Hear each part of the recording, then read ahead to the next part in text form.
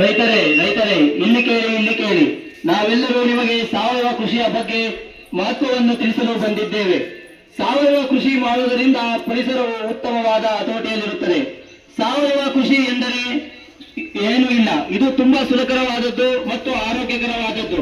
ನಿಮ್ಮ ಮನೆಯಲ್ಲಿ ಸಿಗುವ ದನ ಹಸುಗಳ ಸಗಣಿ, ಎರೆಹುಳ ಗೊಬ್ಬರ ಮತ್ತು ಕಸಗಳಿಂದ ಮಾಡಿದ ಗೊಬ್ಬರವನ್ನು ಉಪಯೋಗಿಸಿ ಮಾಡುವ ಕೃಷಿಯೇ ಸಾವಯವ ಕೃಷಿ. ಇತ್ತೀಚಿನ ದಿನಗಳಲ್ಲಿ ಆರೋಗ್ಯದ ಕಡೆ ಹೆಚ್ಚು ಗಮನ ಕೊಡುತ್ತಿರುವುದರಿಂದ ಎಲ್ಲರೂ ಸಾವಯವ ಕೃಷಿಯನ್ನು ಮಾಡಿದರೆ ಹೆಚ್ಚು ಲಾಭದಾಯಕವಾದ ಹಣವನ್ನು ಪಡೆಯಬಹುದು.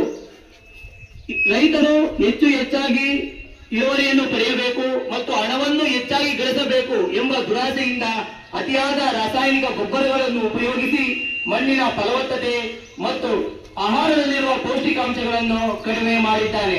ಹೀಗೆ ಮುಂದುವರೆದರೆ ಮುಂದಿನ ಪೀಳಿಗೆಯು ಜಾಸ್ತಿ ಬಳಲುತ್ತದೆ. ನಾವು ಸಾವಯವ ಕೃಷಿಯ ಕಡೆ ಮುಖ ಮಾಡಿದರೆ ಮುಂದಿನ ಪೀಳಿಗೆಗೆ ಒಳ್ಳೆಯ ಪರಿಸರ, ಒಳ್ಳೆಯ ಮಣ್ಣನ್ನು ಬಳುವಳಿಯಾಗಿ ನೀಡಬಹುದು.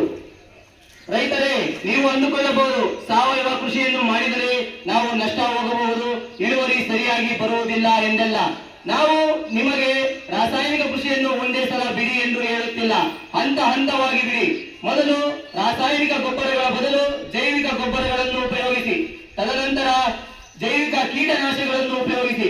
ಈ ರೀತಿ ಮಾಡುವುದರಿಂದ ನಿಮಗೂ ಸಹ ಯಾವುದೇ ನಷ್ಟವಾಗುವುದಿಲ್ಲ ಮತ್ತು ಮಣ್ಣಿಗೂ ಸಹ ಯಾವುದೇ ರೀತಿ ಹಾನಿ ಆಗುವುದಿಲ್ಲ. ನೀವು ಅಂದುಕೊಳ್ಳಬಹುದು ರಾಸಾಯನಿಕ ಕೃಷಿಯನ್ನು ಮಾಡಿ ಹೆಚ್ಚು ಹಣವನ್ನು ಗಳಿಸಬಹುದು ಎಂದು. ನೀವು ರಾಸಾಯನಿಕ ಕೃಷಿಯಲ್ಲಿ 1000 ಕೆಜಿ ಹಣ್ಣನ್ನು ಬೆಳೆದು ಮಾರಿ ಗಳಿಸುವ ಹಣವನ್ನು ನೀವು ಸಾವಯವ ಕೃಷಿ ಮಾಡಿ ಒಳ್ಳೆಯ ಮಾರುಕಟ್ಟೆಯಲ್ಲಿ ಮಾರಿದರೆ ಅದೇ ಹಣವನ್ನು ನೀವು 500 ಕೆಜಿ ಹಣ್ಣಲ್ಲೇ ಪಡೆಯಬಹುದು. ಇದನ್ನು ಗಮನದಲ್ಲಿಟ್ಟುಕೊಳ್ಳಿ. ನೀವು ಗಿಡಗಳಿಗೆ ಔಷಧಿಗಳನ್ನು ಸಿಂಪಡಿಸುತ್ತಿದ್ದೀರಾ ಎಂದು ಅಂದುಕೊಂಡಿದ್ದೀವಿ, ಆದರೆ ನೀವು ಸಿಂಪಡಿಸುತ್ತಿರುವುದು ವಿಷ. ನೀವು ಸಿಂಪಡಿಸುತ್ತಿರುವ ಔಷಧಿಯು ಹೆಚ್ಚಾಗಿ ಕೊಟ್ಟರೆ ಗಿಡಗಳೇ ಬದುಕುವುದಿಲ್ಲ. ಇನ್ನು ಅದರಿಂದ ಬಂದ ಆಹಾರ ಪದಾರ್ಥಗಳನ್ನು ತಿಂದ ಮನುಷ್ಯನು ಬದುಕುತ್ತಾನೆಯೇ? ನೀವೇ ಯೋಚನೆ ಮಾಡಿ.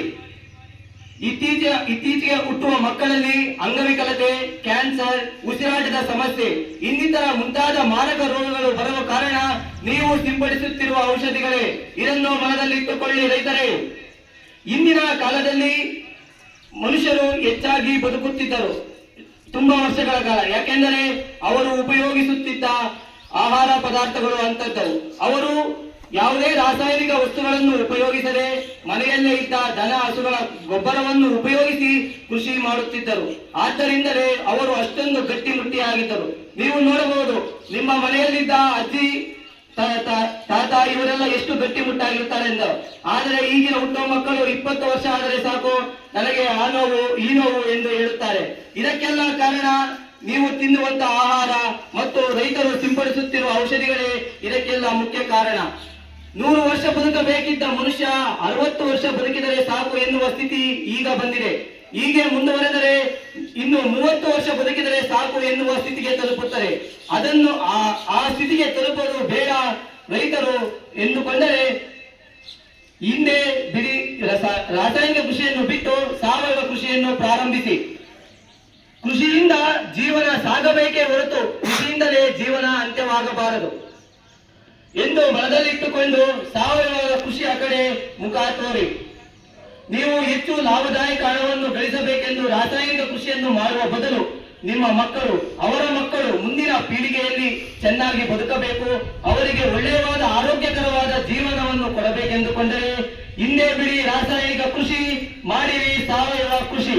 ಜೈ ಹಿಂದ್, ಜೈ ಜವಾನ್.